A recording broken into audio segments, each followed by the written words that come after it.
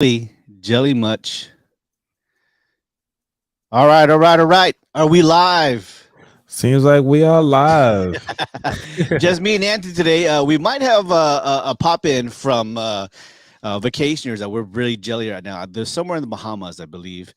Carla D3, Auntie Gina, and I Yeah. think Nikki, right? Because it's Nikki's birthday. So stand by.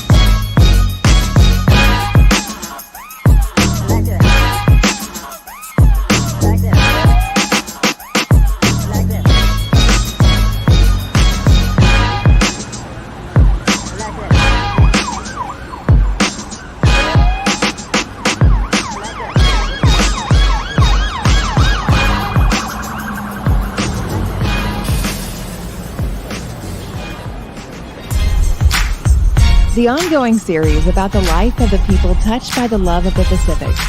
Here are their stories. This is Highway 54. Happy Sunday, everybody. Highway 54 back in the house. Coach Anthony, what's going on? Hey, it's going all right. Just kind of enjoy this week. Excited to get this weekend started and just kind of take the day one at a time. Yeah. So we have Carla, D3, Auntie Gina, and Nikki out in somewhere in the Bahamas. Somewhere I see pictures. They're smoking, drinking, and having a good time. And they're going to try to pop in if they can. But good evening, everybody, from the West Coast to the East Coast and all over the world. Today's episode will be discussing a controversial topic: whether or not to date someone who is struggling financially. Hence, the question is it okay to date a broke guy? Also, we have a fascinating news update to share. Recently, Japan released fully performing female AI robots designed to engage in romantic relationships with human partners. Also, it helps in medical needs. This has sparked a lot of debate around the ethics and potential impact of the use of AI robots on human relationships. But let's go to the main topic. We were discussing, me and Anthony, about it a while ago, and he talked about in your past podcast too. Yeah, and so we'll gather some insight what you had to talk about that. Stand by.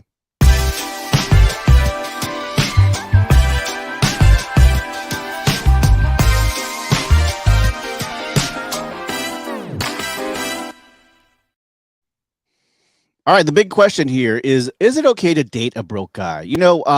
Dating someone broke is not taboo. As money is not everything, we say that. However, it may be challenging for women to date below their financial status because women are naturally drawn to providers.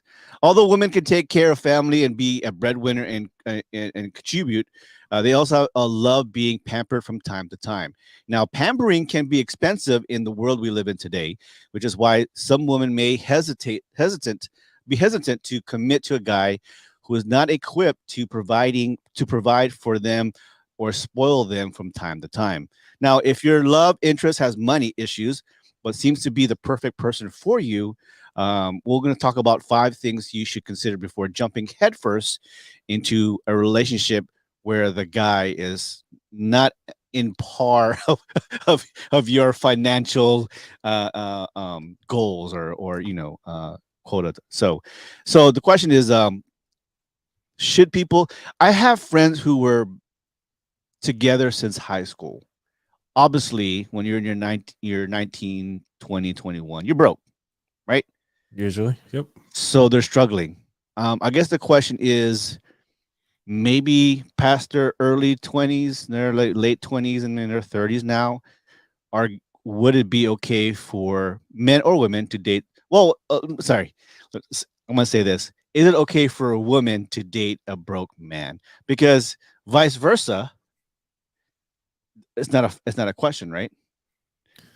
Is it okay for a Yeah, it'll still guy? be the question on both ends. Is it okay for a guy to be dating a broke woman? So Yeah.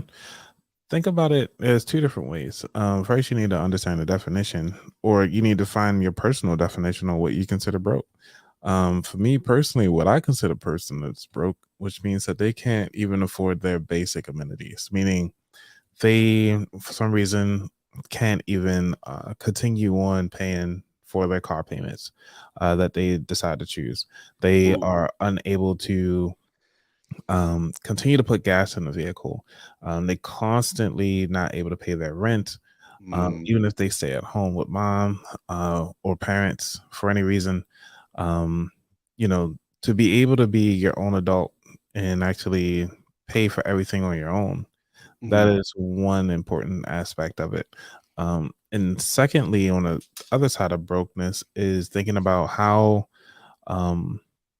you are financially mental, if that makes sense, like your physical mental mentality around the finances, which means that you have an understanding. Like, granted, you might be at home with your parents, but it might be a small set in time because you got to get your money right.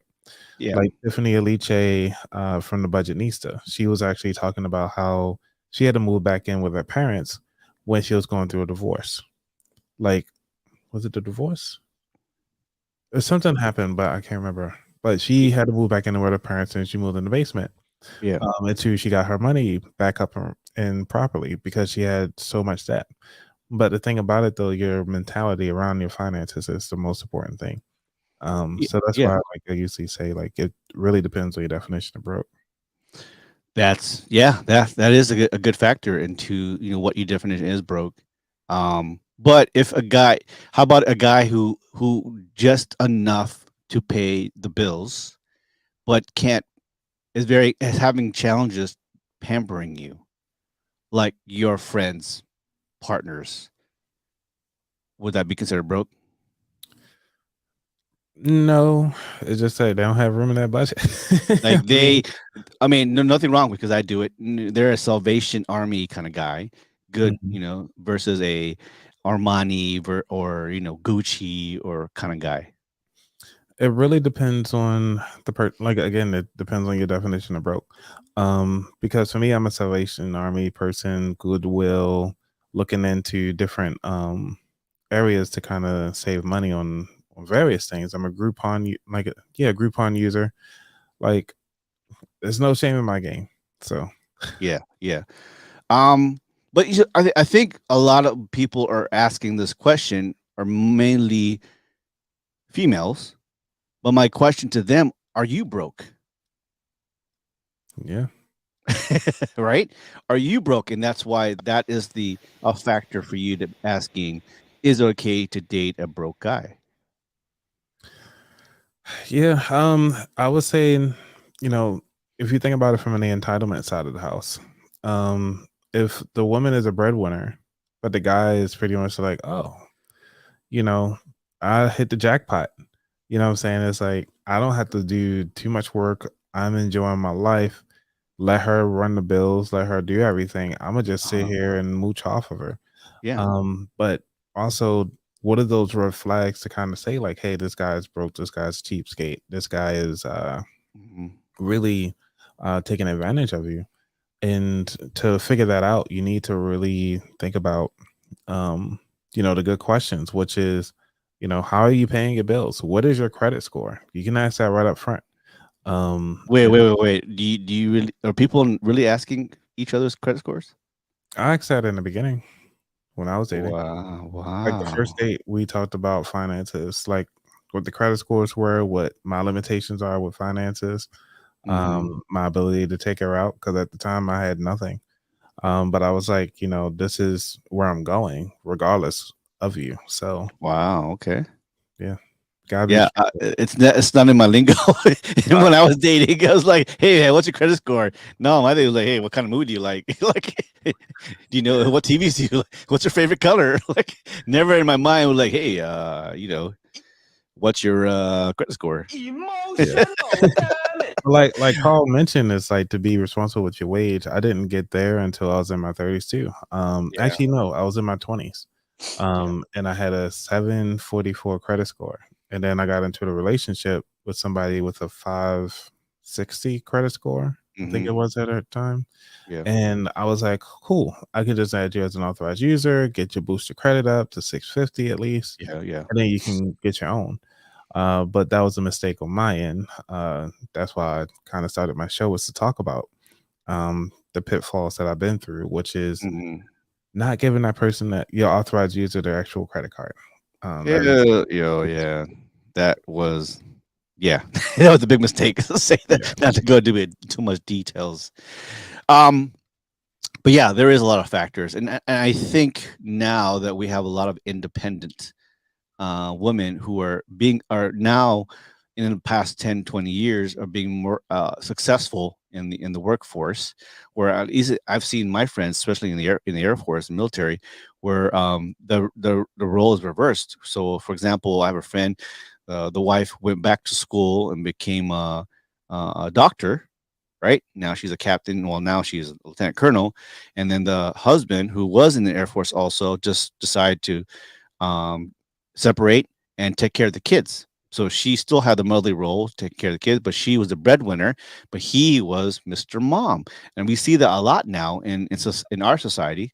I'm not sure around the world, but at least in America and the military, you'll see the roles reversed, where the female is now the breadwinner, and then the male is home, left to take care of the kids and take care, doing the mom roles. And so it works. So in their case, they were broke together, right? And that's kind of the thing. But I do understand if you're single, maybe if you're 20s, I think you can kind of like say, well, you're not financially at the point where you can provide a family now. But maybe in your 30s, there's no reason why you should be dating and be broke, or be a broke guy and date. yeah, that makes sense. Because the other question I like to ask too in the beginning while you're in the dating phase, if you're broke, talk about a prenup. Do you have that clip from Seinfeld? I know. Where's Yeah, that prenup? Let me see if I can find it. with George Costanza and some lady he was dating, and Prenup. yeah, Hold on, okay, I think I found it right here. Is it because is it with George and yep, it's with George and a lady sitting on a couch. They were talking about it. oh, with the lady? Oh, I see. Yeah, Okay. There's two here. Okay, here. 135. Let me see. Share my screen. yeah, because that's really interesting to talk about. You really want to get out of this thing? Yeah. All right. I got 2 words for you. Prenup. Enough. What does that mean? Ask her to sign a prenup. What does that do? Because most women, when they're asked to sign a prenup, are so offended they back out of the marriage. They are? Elaine, I wouldn't sign one. Of course. Kramer. Get out of here. Oh, I get it. I get it. He's trying to get out of the relationship, right? Yeah, this is the one right here.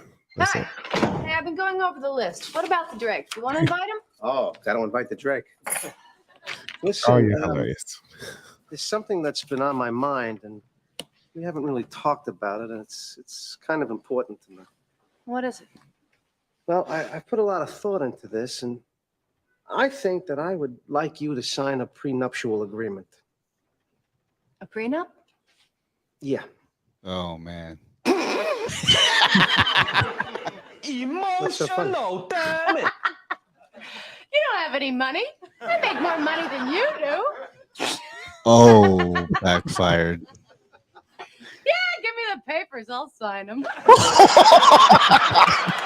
Emotional, damn it. Yeah, Oh man, that's fucked Yeah. up. like I said, enjoy this hilarious.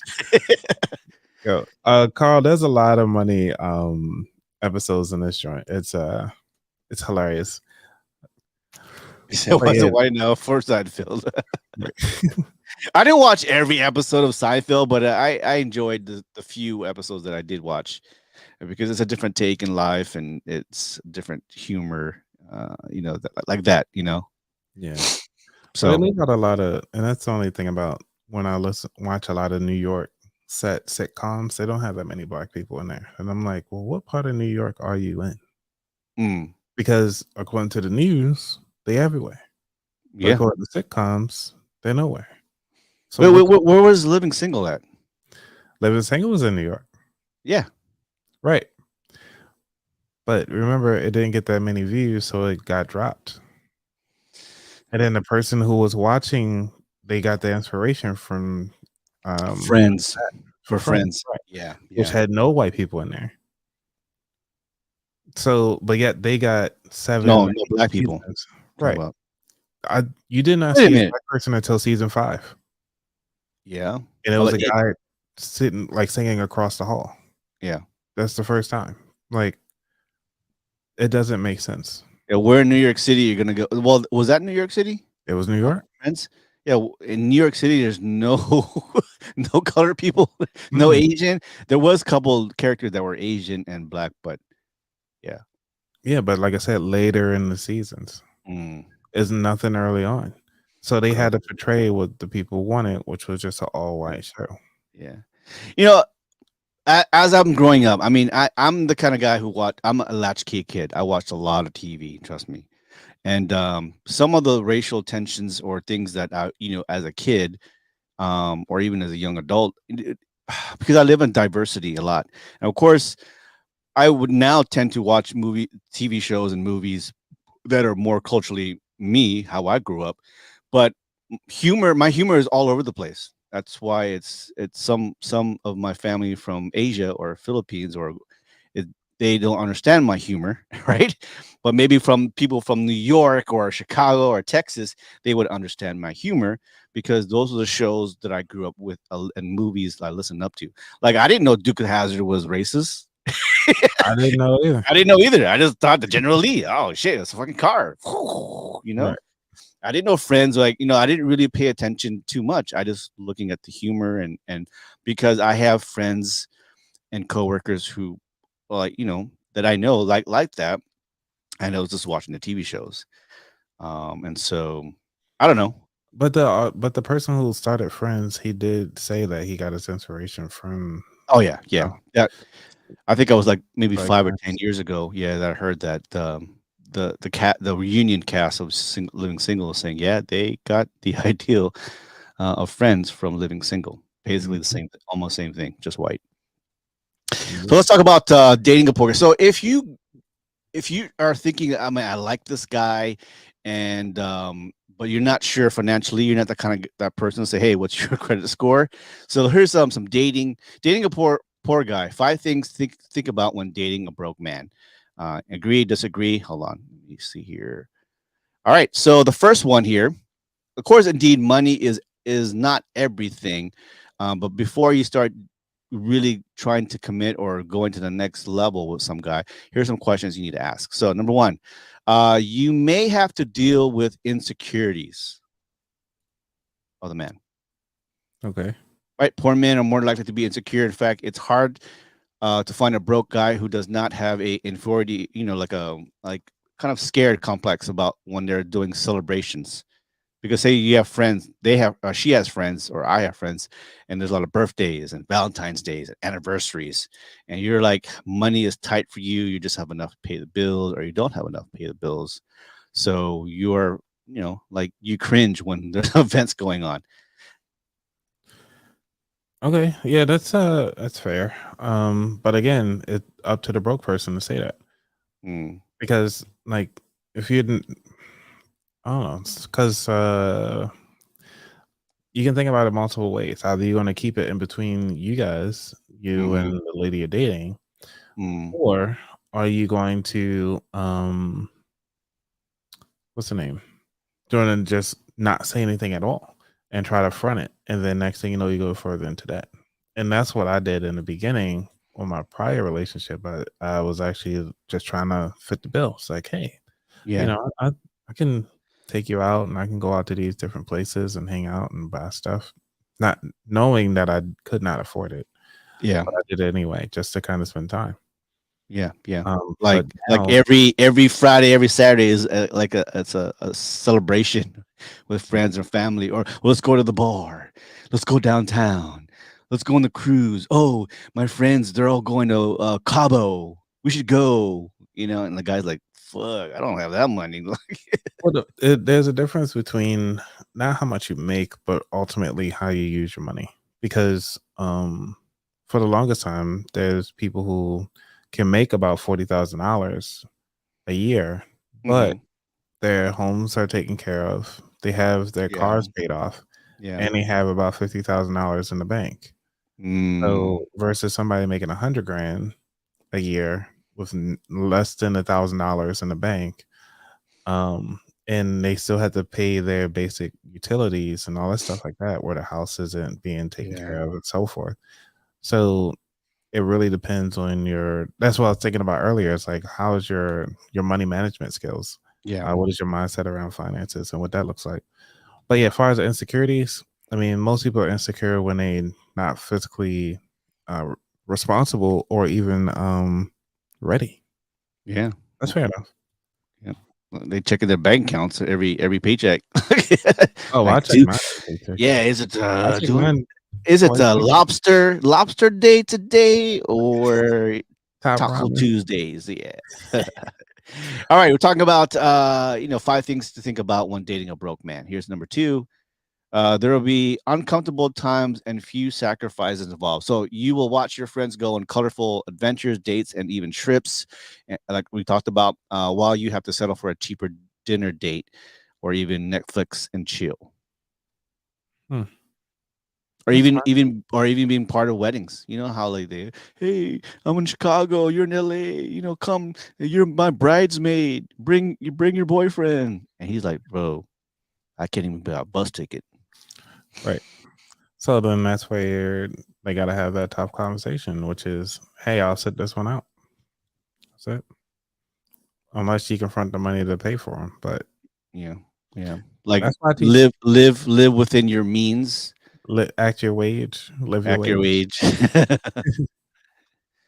All right, now number 3 here. It may end up being new and fun experience for you. Yeah, since he has more time on his hands, you two will have more time to spend together. Some women will have testified that being with someone with less money was one of the most freeing experiences for them.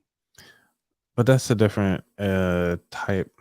It really depends, because do broke people really have a lot of time? If anything, I think they're the most hard-working people I know. Yeah, broke people, because they always hustling for the next dollar. Yeah, they're always doing like 50, 60 hours, still broke. Like the one guy goes, man, I work and work and work every day. I still have no money in my pocket.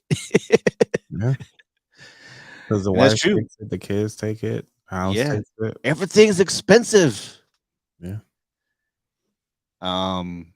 But yeah, but I do think that if you are frugal, like you said, if you kind of know his financial situation, is he organized with his money? He's actually saving money. He's paying all his bills. He's just not that flashy kind of guy at this moment to go to Cabo or to Las Vegas, with the girls or lavish you with big gifts.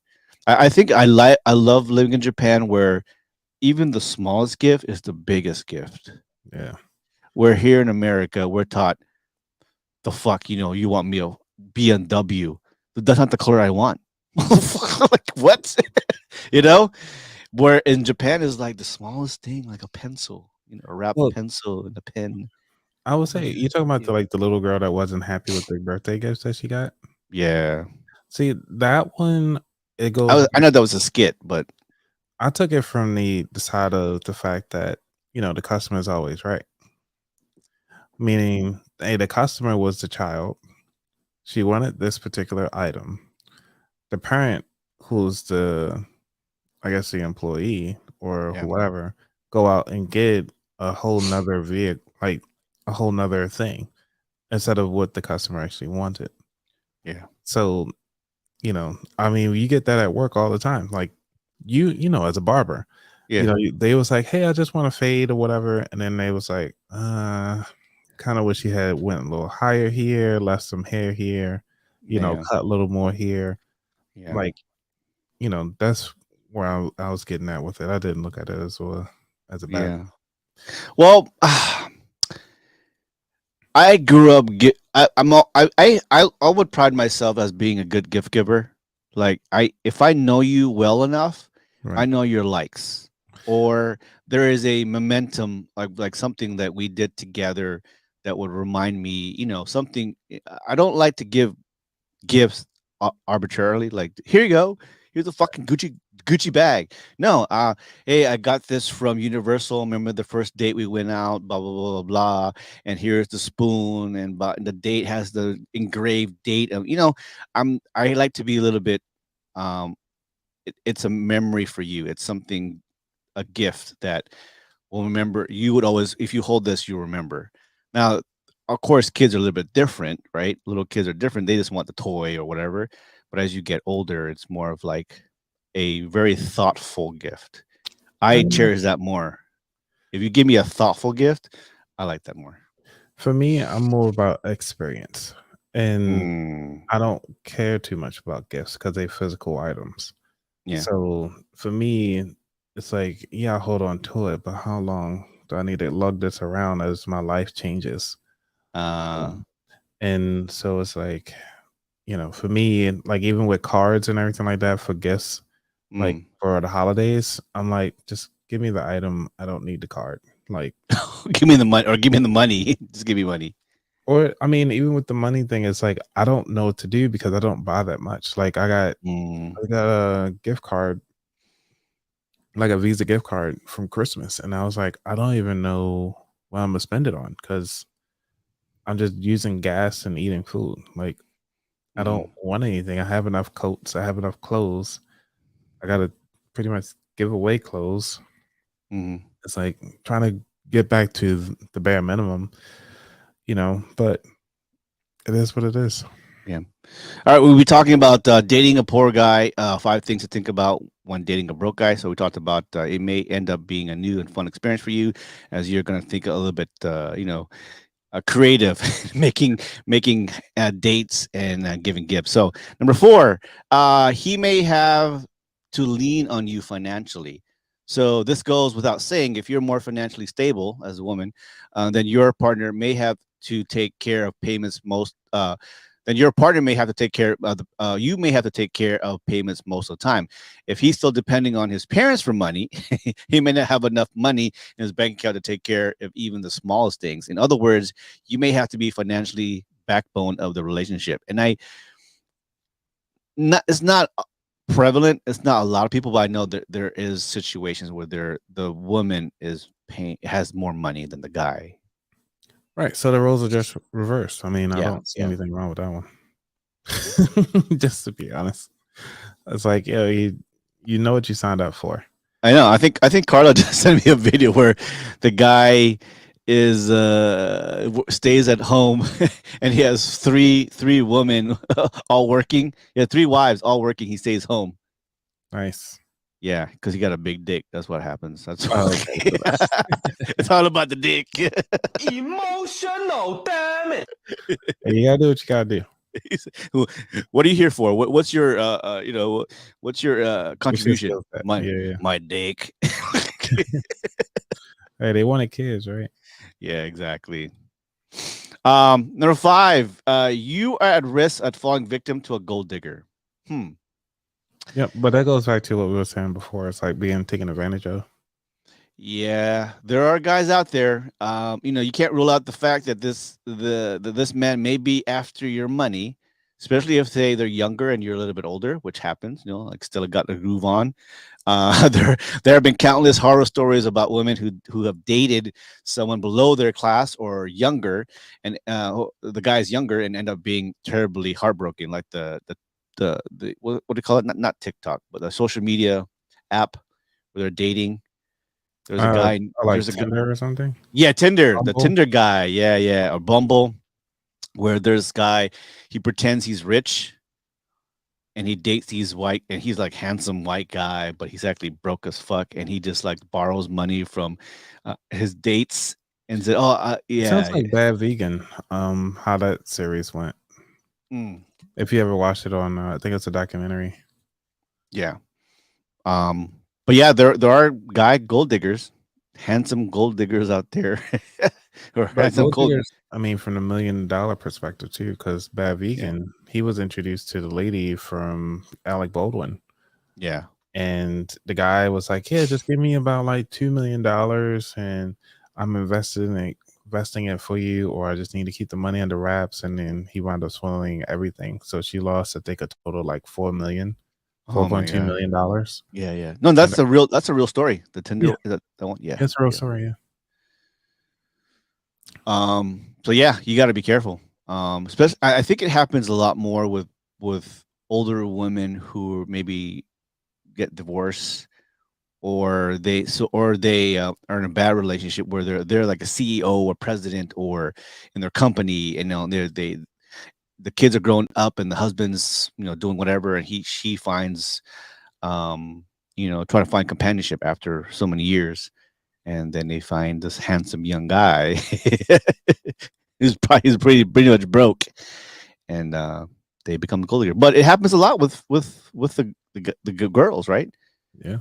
Gold diggers and all that. So But like how you can't really call them a gold digger if they dating somebody broke, because what do they have to dig for? There is no bottom. It's all bedrock. Like there's yeah, no more digging. that's Like, true. at this point, it's like, what are we doing here? All right. Well, so the bottom line, is it okay to date a broke guy? Now, I think we've answered pretty much. It all depends on you and your current situation. Most women who are financially stable do not mind dating below their financial status. There's no rule book about or encourages. There's no rule book for this. It's really a personal choice. However, it's important to be observant, right? Making sure that you're not taking advantage of, and this guy is has say a lot of people who are going to med school, they broke. True. Yep, people being lawyers broke too, going to law school, they're broke too. So basically what we're saying is they have a goal, they're trying to get organized, and then they become professionals, and then then either you're equal or he's the breadwinner after all. But the question is, should I leave my boyfriend for a rich guy? That's the reverse. Well, let's think about it the opposite way. For guys, when they date, most of the time they'll date somebody when they don't have money. Look at who they're dating.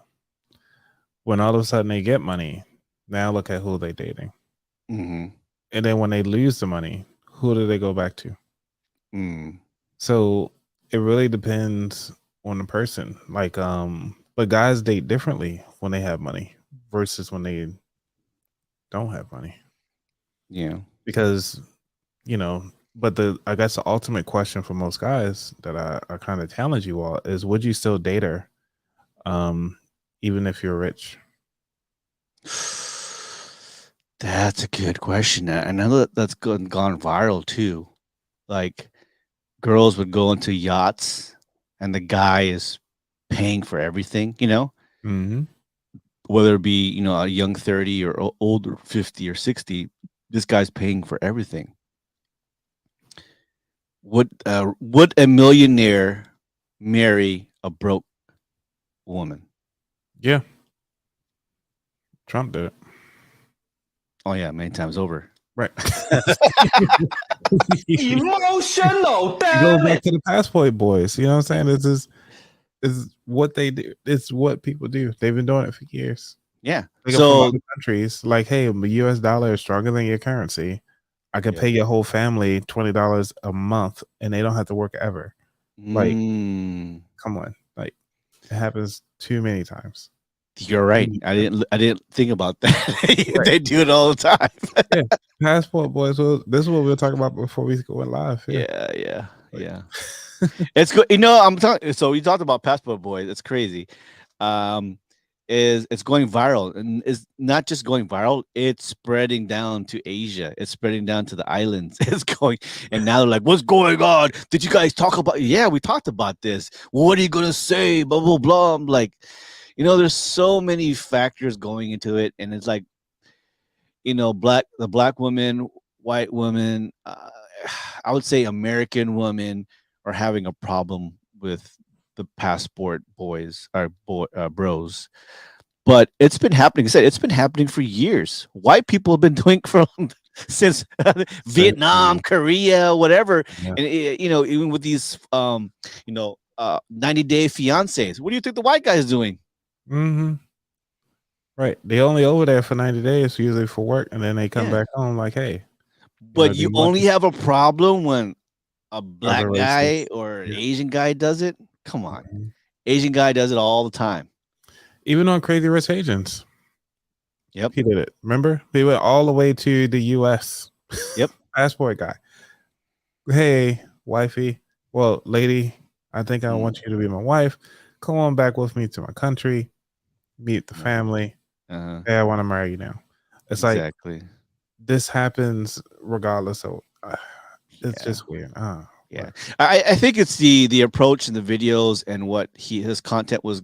He was kind of like putting out there like, oh, they're easy, and it's not easy, but I think he rebutted and said, no, I didn't mean it that way. I just meant that American men have been for years going outside of the country to look for a more traditional woman, and not just because they're dumb, stupid. That's dumb because a lot of countries are very highly educated. Like, for example, in the Philippines, just to work in McDonald's, you have to have a college education. You have to have a bachelor's degree. Same thing with Thailand. Same thing with Vietnam. So if you meet a girl in a convenience store or in a restaurant, 99% of the time, they are college educated. Now, I can't speak for the Caribbeans and South America, but you can't call the Philippines, Thailand, Vietnam stupid girls or stupid people. No, we're very highly educated people. But that's the American way, is to say that every other culture is ignorant. Because even where I work at, if you come in from the UK or somewhere else, they do not accept those degrees. You have to start over. Yeah, that's like a high schooler, even though you could be a doctor in your country. Oh yeah, yeah. It happens a lot in the Philippines. Same. Right. The only thing that's acceptable, educational wise, is nurses. Yep. Yep. The big nursing program in the Philippines mirrors the state requirements to become a nurse. And there's a whole because of the mirroring. But before, if they didn't mirror it, yeah. It's a whole thing. And at one time, Philippines was a territory of the United States. They were like Guam and Puerto Rico. They just made their independence. So they basically, to make it really short, there's going to be a whole podcast about this. Americans brought nursing education to the Philippines, and they migrated a lot of Filipinos to the States because they were low in nurses.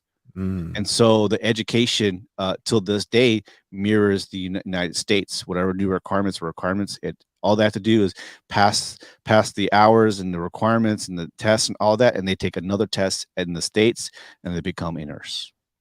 That's awesome. Yeah. That only nursing program. And it's a whole like World War II, deal. Again, Philippines used to be a American territory, so they brought that to the Philippines. Nice. But yeah, doctors and dentists, Mhm. it's not equivalent around the world. But yeah, I'm gonna say I wish I was younger. I'd be like you and say, "What's your credit score?" Yeah. That would be, but no. Do you know your wife's credit score now? Well, she's in Japan, so I don't know what her credit score is in Japan. Oh, so it changes per country? Yeah. Well, she has no credit score here, so when she comes here, her credit score would be nothing unless once I give her a credit card. I guess she'll start building her credit score. Yeah, if you make an authorized user, she'll get all of your history. Yeah. Anyway, so So yeah. how long will that take? Say she's here for about 2 3 years. months. Oh, 3 months. So, Yeah. yeah. And what's the initial credit score for someone new? When you don't have anything, just straight out the back, the way how the numbers are calculated, you just start off at 300. Okay. 300 is the base. It's the lowest you could ever go. Yeah. And And then the highest is what? 850. Mm. So yeah, each level in between has different points. So what you can do is what it's called? It's the credit score number breakdown. Because I want to make sure I get you the right numbers.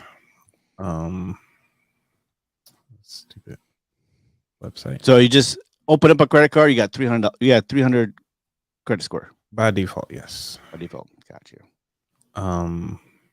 And this used to be like a nice, lovely way to talk about it. What was like how each number or each thing has its own number associated with it, so you can know like how the percentages work. So they talk about the percentages, but a lot of people don't talk about the actual numbers themselves.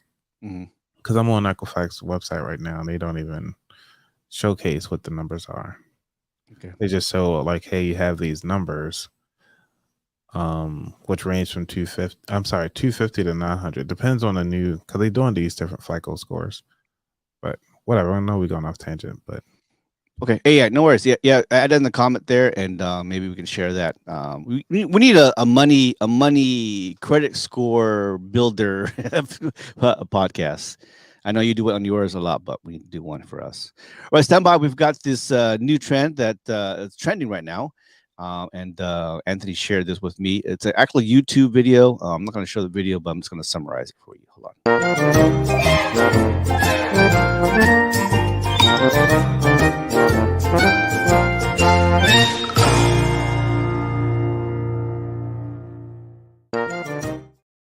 All right, Japan releases fully performing female AI robots. Summarize the video on YouTube, and I'll show you the link.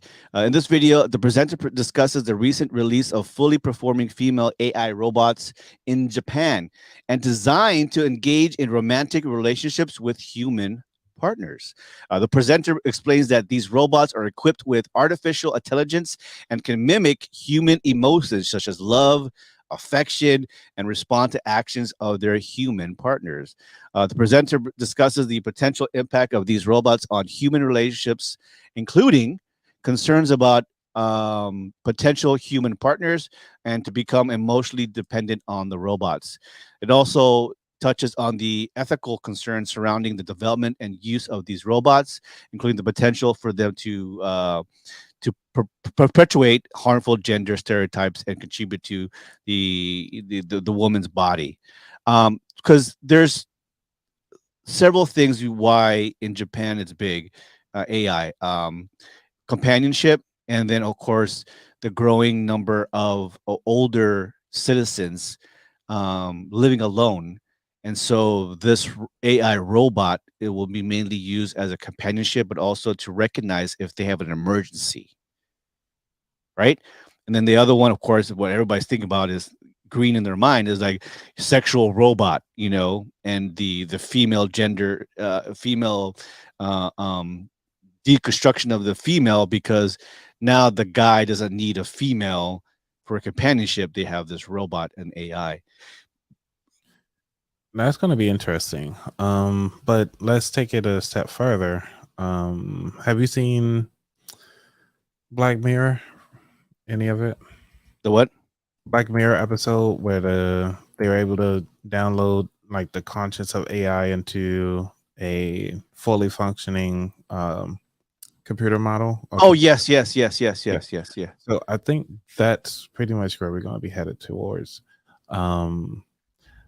In a sense of having the ability to translate, like say how we having all these conversations back and forth, right?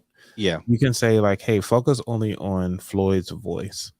Now that we have that understanding of how you respond to questions, how your fluctuations in your voice are to certain things, what you laugh at, what you don't laugh at, what you feel sorry for. Now take that particular conscience and put it in an AI model with the access to the internet. Then have that level of information being translated into a computer. Then from a computer, take that information, dump that into a fully functioning robot that actually has all of the different intricacies of fully functioning capabilities. Now you can actually have Floyd sitting right in front of you, having a full-blown conversation from you, even if you're not there. That's going to happen soon, if not now. It's already been happening. I think they've been working on that, say at least, I want to say 5 years ago. Yeah. Because they had a already working model, but it was just for the head only, so you can actually just talk to it. But now this is where the fully functioning part come in, which means they can stand, walk, move their hands, and so forth. So it's almost like you're giving them the ability of awareness. Yeah. Because I think at the time the body, like the head, was asking for the rest of the body because it was actually understanding this awareness and everything like that. Yeah. That reminds me of, and they probably predicted it, is Star Trek. Oh, that's right. With right.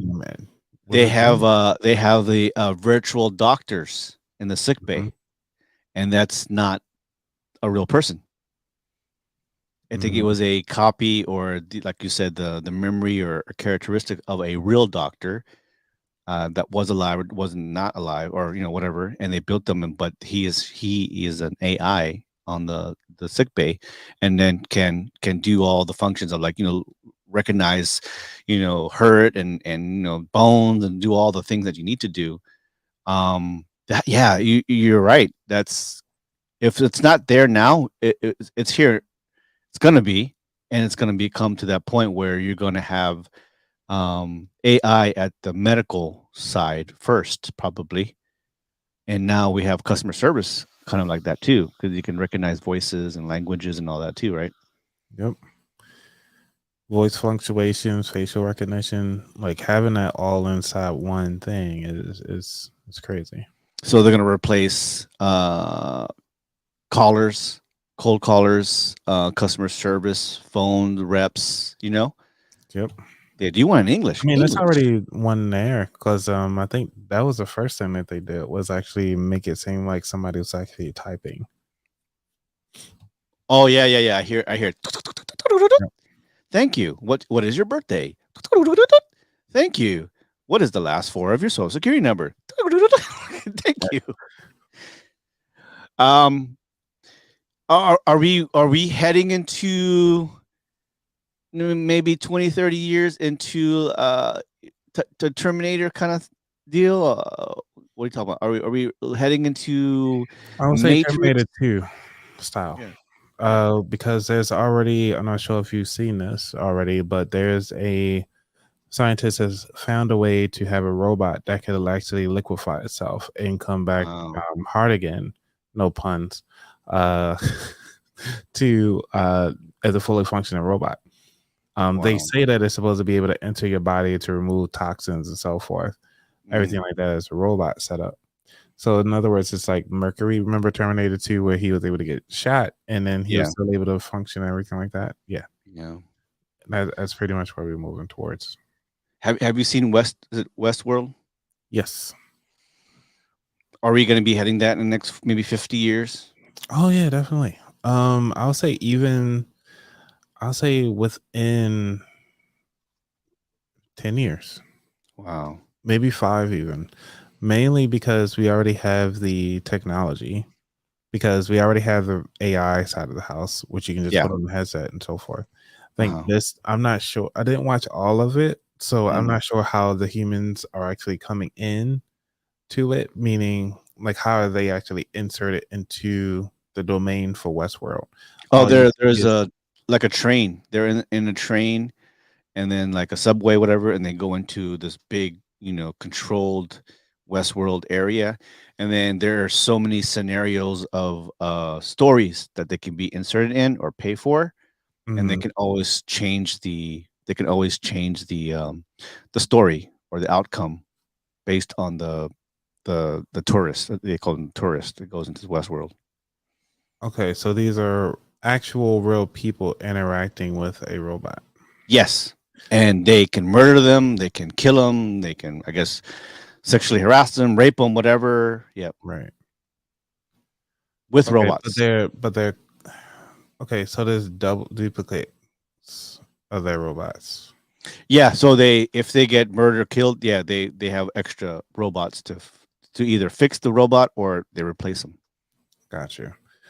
Okay, then in that case, yeah, I think we can. Well, probably not in 10 years. Then Yeah. I'll say maybe 20 years. Yeah. Because I mean, they're now the AI side, the It's intellect done. is there, is coming faster, and now they have walking robots, Yep. jumping. The military is testing out jumping and using robots to diffuse a situation, or going in and yeah, it's coming close. Those two are mirroring. AI, as far as the brain and intellect, it's faster, it's getting there, but to marry the two of them, how the realism, like Westworld, where they look so real, like, oh my god, I can't believe this is a robot. Mm-hmm. Maybe 50 to 100 years where like you can't tell.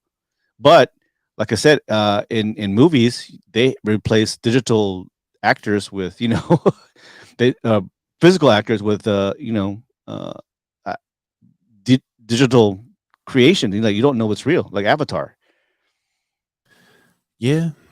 Oh, I see what you're saying. Where they actually have the robots, the physical person is in another thing, but they Yeah, can yeah, control the robot yep. virtually. Also, like a remote control, pretty much. Yeah, like the doctors, the surgeon Yeah. in Chicago, but they don't have a doctor in LA, and so the hands could be moved with the robot. It's Yeah. the remote control. Yeah. Interesting. Okay. Carl's like, yeah, your phone's dying because you forgot about the USB in your robot girlfriend's ass. Some guy in Florida is going to be the first person to get me tooed by a machine. Me tooed by the machine. Right. There was a what's it called? I saw one where they had the waitress, Yeah. a robot waitress, but it was just the legs that was pushing a cart around. Oh yeah, yeah, yeah. That was kind of freaky. Yeah. There's some Japanese restaurants where they have a little robot waiter. They Mhm. bring out the food. They bring out the food from the kitchen and comes out to the table. Oh, well, we got that here. Yeah. Because there's several restaurants we got them. They actually come up to your table and they like beep or whatever, and they got like Uh-huh. little smiley faces. So you Yeah. just grab your food and then you just kind of take your ticket and say thank you, and then it's Yeah. like konnichiwa, and then goes around. So yeah, I think at the end of this, there's pros and cons. Big time. Pros and cons for AI. It will help those who are always lonely. It'll help out those older people who are living alone to have a artificial intelligence to watch out for them for safety, and it can be misused, of course. And it may be the downfall for human civilization, like turn into Terminator or Matrix, maybe 200, 300 years from now. But and by that time, I'm dead. So, right. So it could be a fact. It's you can't stop it. It's gonna continue. The intelligence and the science is gonna keep growing and better and better and better. Well, the fun thing about it, I think that's going to be important, is that how do we utilize technology? The people that are the puppeteers still has to be around. Same thing like when computers was a thing. They were saying, hey, it's going to get rid of the newspaper. Hey, we got rid of some of the newspapers, but not all of them. Some people still like the physical copies and have them in hand. Yeah. Then you have the folks that really enjoy just the the feel and touch of a real person. Yeah. The only other thing I could say that they would really pop off, there's two sides of it. One is somebody dealing with death. Two would be someone who is just lonely, which is inside what they call them places, Like a hospice. homes. Yeah, hospice care or something like that. Yeah. Because granted, like just seeing a loved one from a distance using video share from your phone and so forth, that's doable. Yeah. I think like it will be a good thing for people who just doesn't have a companionship, or for safety for older people to have an AI in there to recognize any of the securities, and also like the friends and family or doctors can talk through the robot, and then the robot can do just simple stuff, open the door, carry them to the bathroom, whatever. Well, yeah, because I'm also thinking too is that because you have to treat everybody differently, that's the only thing I'm afraid of. Is because, like, say if somebody is given, like, a doctor has to do this particular thing that's not in the books, which means like, hey, they might have to give this person a little extra insulin or a little less insulin. Yeah. And then the robot was like, no, you said this and this is the proper way to do it. And the human element got to kick in. Like, where do you create that separation of machine versus machine versus man? And our common sense, pretty much. Yeah, well, it'll be interesting to see how far it's gonna keep growing. It's not gonna stop. Right. So we can debate about this all day. It's just gonna happen. But what we're predicting on sci-fi movies and TV shows, it's happening now. So, but we still don't have flying cars. No, I mean, we do have flying cars, but we can't even drive on the road right now. So, yeah, because if you look at the way how technology is going, and I have a feeling this might happen soon, which is augmented reality windshield. Meaning, how we see ads when we browse the internet? Yeah, we get different filtered ads for us.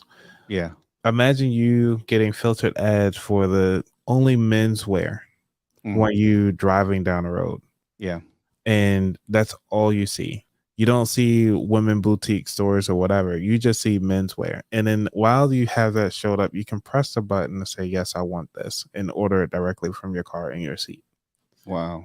Because could you imagine you going shopping and that's how you go shopping? Well, it's happening now with the reality, right? The virtual reality. Yeah, virtual reality is doing it now. There's one of them. Meta is one of them, but other stores like Burlington is getting into it, or like some other clothing companies. Because I saw one where they had like augmented reality, like on your phone. Use your phone, and you're on the beach. So say like you're out on the beach, but there's a window that happens to show up while you're using this phone, and you walk into the store, this digital store. But it looked like people just looking at you while you're on the beach. Oh, yeah. And you can actually pick out the clothing and so forth and, interact with the sales associate right then and there on the beach. So you don't have to leave where you're at to walk inside the store. Wow. Yeah, that's happening at a faster pace. I think that's more reality versus the robot and AI. I mean, AI is going to be there, but right now, virtual reality is going to be more intertwined with our daily reaction, daily tasking, and how we interact with people and shopping. Yeah. I'll say augmented reality. Yeah, augment. Yeah, it's AR. Because you hear VR, but AR, I think is what's going to happen first before we do the Mm, full immerse virtual, where we actually get to sit home and just kind of do that. I mean, it's there, but not everybody has the money to have the hardware to in their houses to push the mm, technology. So I think we could probably use augmented for now, which is yeah, low powered, yeah, because it does GPS location and physical location, and it already understands how you tilt your phone and so forth. So yeah. Crazy. Well, I mean, our smartphones are AIs too. They're learning all kinds of stuff. Our Mhm. Alexa, they're listening all the time. I've been like getting Nike ads lately in my phones. That's Yeah, crazy. it's crazy. All right, so let's go to our last segment here about that wallet with Money Move. Stand by.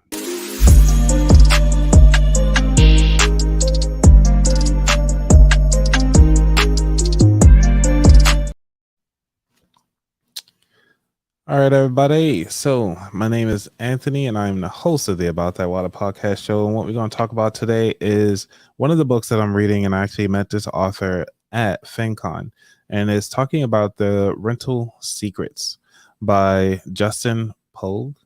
And in here, he's talking about actually, this is the only book out there for renters. So if you're actually looking for a book and you have somebody that's out there renting, even if you are renting and you're looking for a new place to stay and just want to figure out where to start, this is the book to get. Highly recommend it. But in here, he talks about the power of negotiation.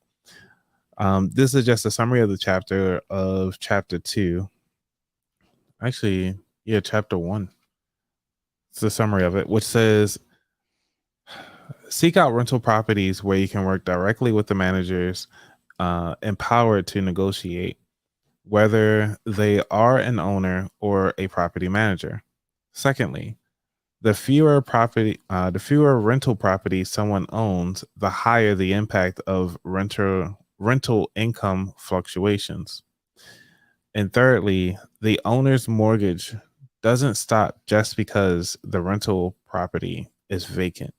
So you have higher negotiations and your ability to kind of negotiate on your pricing when they have a smaller footprint in the rental market. I bring this up today is because with rents, the price of rent is skyrocketing. So you're looking at around what $3,000 for just a 1 bedroom almost in DC. So having that knowledge just on the overall market really kind of helps you out and kind of can set you apart to say, hey, if they're a small time, real estate person, you can actually talk to them and say, hey, 15 minutes from work, these are the different properties that I'm seeing. These are the price points that they have. Can we do something about this price hike for my rent? So say if the property owner is saying like, hey, I want to go up about $100 on your rent, you can come back to them and rebuttal and say like, hey, in this market area, this is what I can find for my price range, which is lower than what you're offering for the same amenities. So you need to start looking into, I highly suggest to look into that and keep that in mind. So I just want to leave that with you all today. My question is, and it's always been like, who are they getting? Are these owners or companies that own these apartments and homes? Are they having a bad loan? Are they remortgaging or whatever, refinancing, and they're just getting bad loans that they have to make this amount of money over the rent in order to pay that loan? You know what I'm saying? Like, how much is too much and how much is just enough? So if my mortgage is, say my house is, I'm paying for whatever reason, good reason, I'm paying 1,500. So what is the basis? It's like, okay, well, I have 4 bedroom, I'm paying 1,500 a month. Well, I want double. So I want 2,000. Was it 2,000 or yeah? Was it 3,000? That's doable. I mean, Or, people or are can, they basing on like, well, if motherfucker John is charging same amount, I'm gonna do that too. it's you have to do it in comps, and what they say in comps, we mean comparable properties, usually within the 1 mile radius of where they actually doing it. Same thing like how you when you buy your house, you buy your house based on a 1 mile radius of something that was already previously sold. So say if you bought your house for 2,000, like for easy numbers for 200,000, right? You bought your house, and your neighboring facility with the same exact house, somebody paid 300,000, right? Yeah. So that means when somebody else in that same area saying like, "Hey, I'm gonna put my house up for sale," they will say, "Hey, comparable that's in this 1 mile radius is 300,000. My house is actually valued at 300,000 as well." So they will not value it at 200,000, even though you pay 200,000 initially. But because it's usually the person that purchased something is the ones that set that value. So even perfect example, as another example, like tote bags. I think that's hilarious. But for a tote bag for a woman, they cost like $300 just to hold something. But the value is set there is because somebody purchased it. Gotcha. Soon as one purchase it, that means, hey, it's a market out there for anybody else to purchase it at that price. Yeah. So my mortgage is 500 for this 2-bedroom, and everybody else is charging 3,000. Well, I'm gonna make it 3,000. Right. You'll do that. You can do a slow increase on your current renters. Be like, hey, at least we want to bring it up to 1,000 because of the market rate in this area. This is the price that they're going for. And then you can leave it up to them. I have heard different strategies like that, which is to kind of come with a binder to show them like, hey, based on the rent that are available in the area, what do you think is a good price that we can meet at, A, B, or C? And then let the renter choose it. And usually the renter would choose higher than what the person, the owner, was actually going to bring it up to. So that is that's another option as the home owner side of the house. But it's nice that the homeowner actually took the initial access, which is to go head on and do their own research first. Yeah. Before they come around, or you can do it vice versa. So yeah, it really depends. I mean, how many people are gonna do that? Like really research. I mean, of course, the people who are really financially and frugal and take the time to research their area. Yeah. Rental secrets, right? I think it's good for the young couples and the people like are still kind of renting or they're moving to a new area. Hey, I want to rent, but I want to get the best deal. A lot of people, I think a lot of people put in applications that even they get denied for that. There's one girl said, I applied for 25. I have to pay $50 for each of them, and they all like denied me even before even talking to me. So why did I put my application in? So I think that's a scam too. That's another. Now the application fee is twofold. They shouldn't charge more than what it costs to do a background check, because that's what the cost is for. Yeah. So for that not being disclosed up front, that is on the onus of the homeowner or the person that's kind of putting that out there. Yeah. Well, I'm not there right now. I want to buy a house and rent, but here in California, holy she's. I'm waiting for the market. Let me know when's a good time to buy, because I'm always going to say now. Yeah, but I do want just acres. I want land and just put a little tiny home. If I gotta do that, I'll do that. Yeah, I mean, it can't hurt. Just buy the land now, because land is limited. Housing is not. So yeah. And then I just put a little RV on top, septic tank, water. I guess by law I have to have hooked up to the electricity. No, you don't. Not solar power. Oh, for California, yes. Yeah. For your state, yes, they do. Yeah. All right. Highway 54, everybody. Happy Sunday. Thank you guys. I hope you guys are having fun out there. D3, Carla, Gina, Auntie Gina, and Nikki. And happy birthday, Nikki. We miss you guys. Hope to catch you guys on the next Sunday roll. About That Wallet, you have every Wednesday you go live, and then you have interviews pretty much weekly to every 2 weeks. So, Yep. So I release 2 episodes a week. Yep. What's your next episode coming up? I have no clue. I got selected. Because I have a backlog, so I just got to pick somebody. And then for Wednesday, I was deciding on if I'm going to talk about. I'm not sure yet. I don't know. Just stay tuned. All right. Thank you so much, Coach Anthony. About That Wallet, everybody, check him out. Help us to like, subscribe, and share.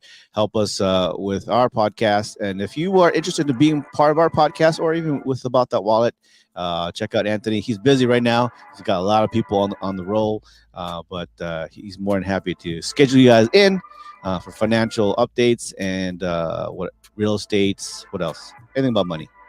Yeah, anything about money. All habits. So my focus is helping you build strong financial habits. So yes, sir. All right, Coach Anthony. We'll talk to you later. Highway 54. Carl, thank you guys. And we'll talk to you guys next Sunday. All right. See you guys. We hope you enjoyed the show today. Do us a favor and click on the like button or share our podcast. Thanks for listening. Till next time, we are Highway 54.